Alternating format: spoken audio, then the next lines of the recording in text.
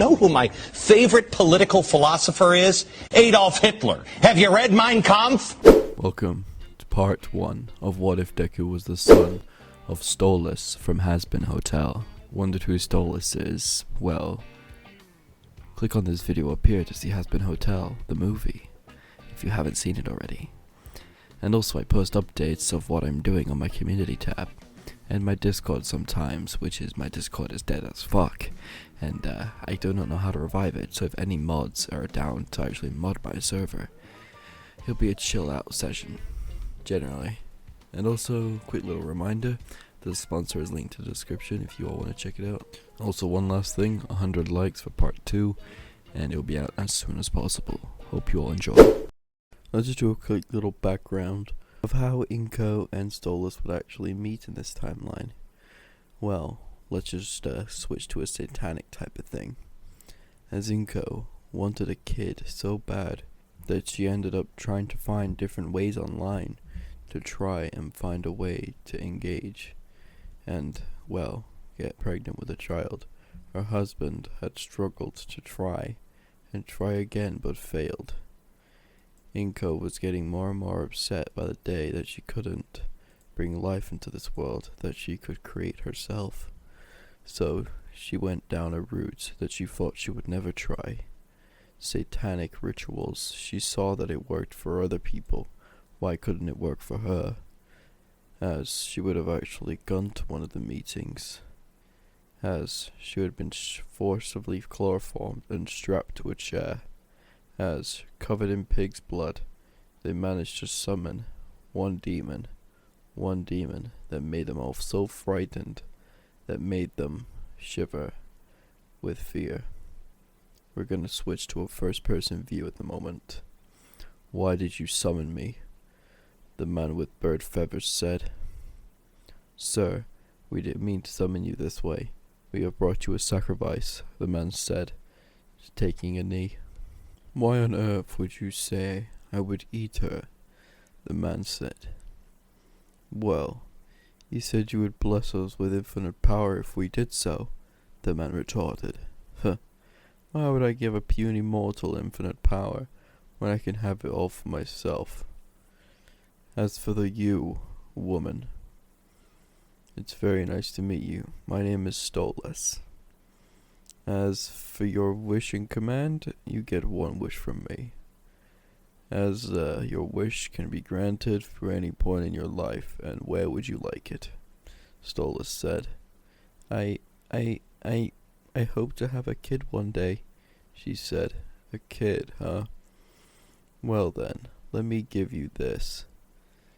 As we skip 4 years later, when Izuku is 4 years of old, or age. Stolas recently is becoming back and forth in between the human world and the demon world, meeting different people, as the one person he grew to know the most was Inko and Izuku Midoriya, or in this case, Stolas' last name, which I can't remember correctly. As we're gonna go for one of those days where Izuku is at home and waiting for his biological father to appear. As you guys may wonder what Izuku would look like in this matter. He would probably look like Octavia, but more human features, and a little bit more feathers, you should say. As Izuku sat there and waited patiently, giddy, and more giddy to meet his father, for the first time in months. As he would reach for the door to see his father's aura peeking through. As Izuku would open the door and be more happy to see his father, as he would jump up and hug him tightly, shouting, "Papa, you're home," he said, as he just hugged back, as he dropped Izuku onto the floor, gently of course. What am I, a fucking asshole? If you guys haven't drop like, it's 2 seconds. As Stolas stayed there for the rest of the day, until he noticed the time, and that he had to leave to go back to his other family in the demon world. "Papa, can I come with you?" Izuku said. "Are you sure? It's very scary where I live." "I'm sure I can handle it," Izuku said adorably. You sure, Izuku? It can be very, very scary. You're trying to say I can't be scary myself? Izuku pouted. Fine then. Just make sure if you are scared. You know you can hide behind me, he said. I'm not gonna be scared, Izuku said, proudly, showing that he can be All Might's smile. Right, if he's going, then I'm going, Inko said. Inko, honey, you sure they don't take kindly to humans? I'm sure you protect me, honey bun, she said, punching his arm, as Stolas started rubbing his arm back and forth, as they both left for the demon world. As half an hour went by, as Stolas arrived back home to be met with his daughter clinging onto his leg the moment he opened through the door. As this little girl turned her head around to notice two people, one looking like her father and another one a human, as Octavia went around her father's leg again and asked who they were. Octavia, sweetheart, this is Inko, your new mother, and this is your little brother, Izuku, he said, as he forced her from out back of his leg and brung her forward. Hi, my name's Izuku. It's very nice to meet you, he said, bowing his head and holding out his hand. As Octavia was questioning it at first, a half-human, half-devil hybrid? How absurd. But she wasn't like her mother. By far from it, she was not her mother. She treated with everyone like respect and like everyone would should. As for the past next 4 years, they would live with each other. As Izuku would get to know his big sister more, as they would both become the bestest of friends. I am not leading this down that path, you fucking weirdos. As with this 4-year time skip, Izuku would be 8 and Octavia would be around 9, them also being a year below and above each other. In the school of choice. I do not know the exact name of the school that Octavia went to because it never was explored in the show. I don't know that fully. Let's just call it Demon School for just simplicity's sake. As Izuku and Octavia went there, they both made their own set of friends. People not knowing Izuku was half human and half, owl demon. They tried to hide that to the best of their abilities, but the only person who would recognize and notice it would have to be the principal. But even then, he would leave it knowing that his father, or Octavia's father, would kill him dead if anything happened to his precious son or daughter. As we're gonna skip to when Izuku and Octavia are in their classes, respectively. We're gonna lead in with Izuku's point of view for now. Hey Izuku, you wanna go, do something after school? Nah, sorry John, but I can't. I've got some, to do with Big Sis tonight, Izuku said. Octavia again? Come on, Izuku. I thought you said you wanted to try human hunting. Come on, please. Humans get leaked into the demon world once a year. Please. No, I promised Oni-chan that I would do something with her. Oh, you're no fun, Izuku. As they all walked off, as Izuku went to lead back to their class for the last period of the day, which was Human History of World War I and II. I can't go into that because this video will be taken down if I start talking about the man with the mustache. As everyone was resigned to work, as that day would go on like normal until they arrived home. As Izuku would finally sit down on the couch, waiting for his mother and father to get home from work. As Stolas would walk through the door with a red-skinned imp, as his mother walked in as well. As his mother would take off her large coat hooded and her mask to hide the fact that she was human. As for Stolas' red little imp, "Uncle Blitzo!" Izuku shouted as he jumped at him, making Blitzo fall on his back, hugging Izuku. "Hey little one, how you doing?" Blitzo said, hugging his nephew. "Uncle Blitzo, I've got a question. Can I come with you when you go murder people again?" "What did you teach my son?" Inko said as she punched Blitzo in the head, leaving a nice dent, a red mark, as we would like to say in anime. Poggers, as Blitzo held on to that mark. As he would shout, "What was that for, Inko?" he shouted.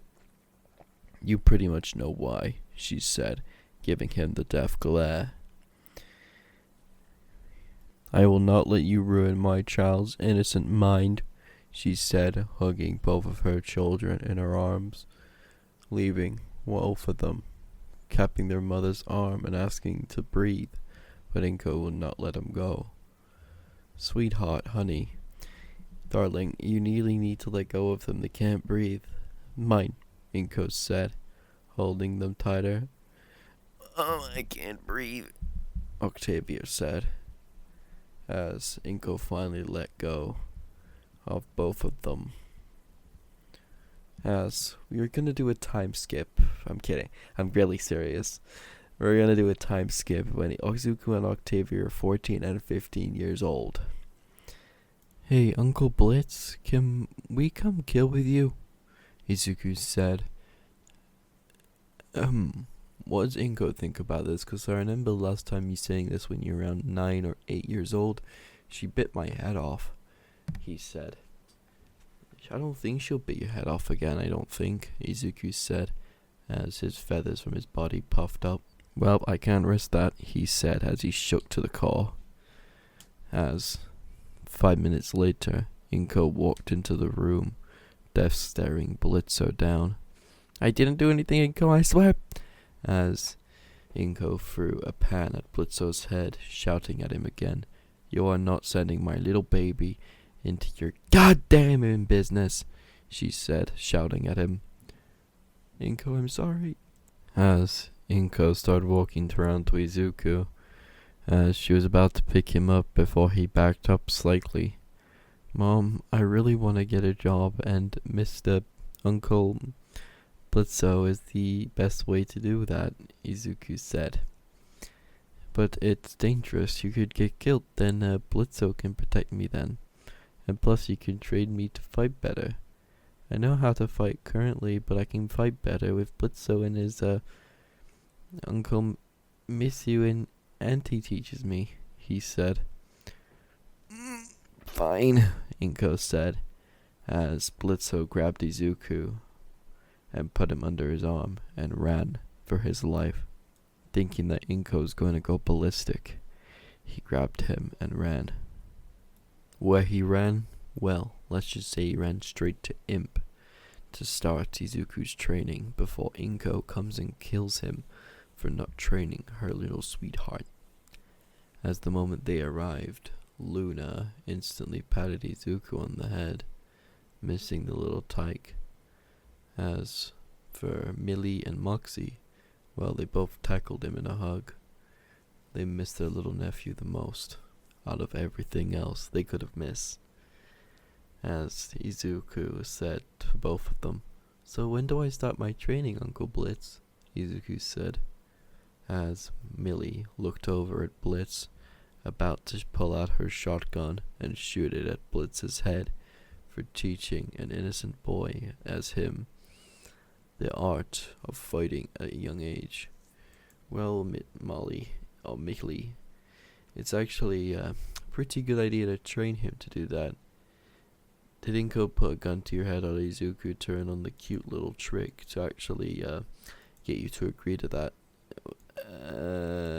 He looked over, slightly over his shoulder, with a guilty look and expression on his face, thinking that Inko was going to kill him the next time he goes back to Izuku's home.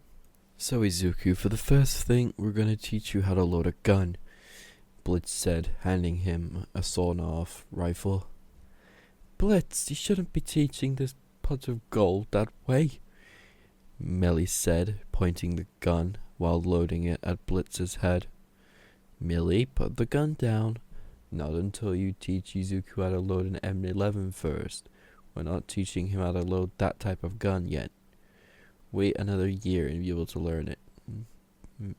Auntie Millie, can I get taught without you trying to kill him, please? Izuku said.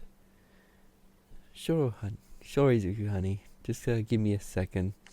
As she shot the bullet at Blitzo's head, missing it slightly. As 3 days went by, as Izuku finally learnt how to take apart a gun, reassemble it, and keep guns hidden on him at all times.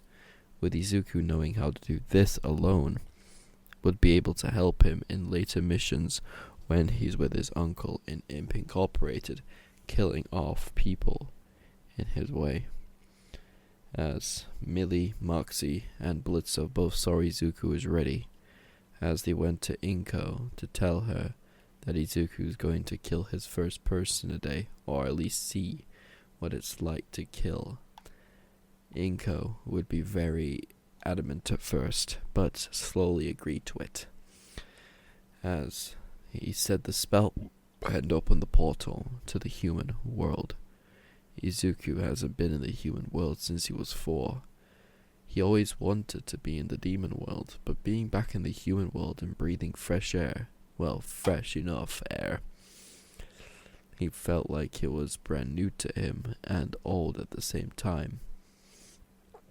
As Blitzo led Izuku to a mansion where an old man laid there in his deathbed praying for death, as he tied a noose out of his IV drip, ready to die. As the moment he tied it, and Blitzo was talking with Izuku at the plan, a bright light was formed, leading to the angels of heaven to come down. If you guys have seen how this episode goes, I'm pretty sure you know how this goes. I'm not going to go full on into it, just little clip-its of what would change. As everything would change, instead of just Blitz just fighting off one of them, Izuku would try and keep him off as well. But one of the angels in this timeline would notice something. This little man here, or little boy, looked exactly like Stolas. As one of the angels backed off and alerted the other ones, or tried to, Izuku shot him right point blank before he could even alert them. As the moment everything was finished, Izuku, Blitz, Molly, and the other one, can't remember his name now, they all went home and experienced Inko shouting at them, not knowing it actually went worse and good at the same time. The next day arrived. Izuku was sat down at his desk, waiting for his mother to come in and shout at him once more for something he couldn't control from yesterday. As Inko just came in and patted his head, noticing that she was proud of him. Mom, are you proud of me? Izuku said. Well, of course I am. I'm always proud of you, Izuku, she said. Okay, that's weird. Normally you just would shout at me telling me that I've done something wrong, and then just tell Dad about something and it'll lead to that and that's it, Izuku said. Oh, I would never do that, she said with a devilish smirk. We're gonna switch to Octavia's point of view, so you guys can not just have Izuku's point of view, of course. As Izuku and Octavia both left their house to go visit their uncle again, unknowing that Izuku was still carrying weapons on him at all times. As the moment they arrived, Luna went over to Octavia and ruffled her feathers, the same way she did with Izuku, seeing them both as little nieces and nephews, or cousins in that sense. So you two, are you plan to come with us today back to the human world for a little holiday? He said. Holiday? I thought we were going killing again, Izuku said, getting Octavia to glance at Blitzo. Okay, we taught him to kill, so what? You're gonna ruin my innocent Izuku, she said, glaring at him with daggers in her eyes. As Luna just told Octavia will be okay, nothing will be harmed with Izuku. Blitzo would make sure of that, won't you, Dad? Luna said. Yes, I will.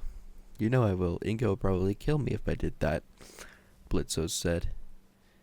You're already dead. I don't think she'll actually kill you, Izuku said. Figure of speech, kid. You'll learn that eventually. As they opened a portal towards the human world. As they entered through, seeing a dome-like figure surrounding them, not knowing what is about to occur. As Blitzo said, where the hell are we? I'm pretty sure I put us into the fucking city. Not this shit, Blitzo said. Blitzo, we need to go now, Molly said. Wait, what do you mean by that? Oh shit, Blitzo said. Yeah, we need to go immediately now. Come on, Izuku. As Izuku looked over there and saw All Might going gripped down onto the floor by the Nomu, as he couldn't help but help himself. As Izuku runned over, but before Blitzo noticed, Izuku was gone. As Molly and Mixie both ran to Izuku trying to get him back, but to no avail. Izuku pulled out his sawn-off shotgun and shot at the Nomu's brain, making it lose its grip before it regenerated. As All Might loosened up and went out, as Izuku consistently shot it at the Nomu. The shot after shot after shot after shot, the Nomu kept on regenerating from it, but he slowed down. All Might needed him to slow down, as All Might pushed forward, using his last bit of strength he had, punching at the Nomu, finally ending the fight there and then. As before All Might could turn his head and thank the young boy, he disappeared in a cloud of smoke. Thinking the kid has disappeared himself, he would do research into this in his private time. But we're gonna switch to, well, Shigaraki's point of view, with him leaving and getting back, just like canon. Instead of thinking badly, All for One would come on the monitor, almost instantaneous, and say his plan has been skipped a couple of steps forward, but we're ready. We have the Nomus, we have it. Now we know they're real. We can continue to plan B. Thank you for watching part 1. Part 2, 200 likes. The next part will be out as soon as possible. Thank you all. Have a good day.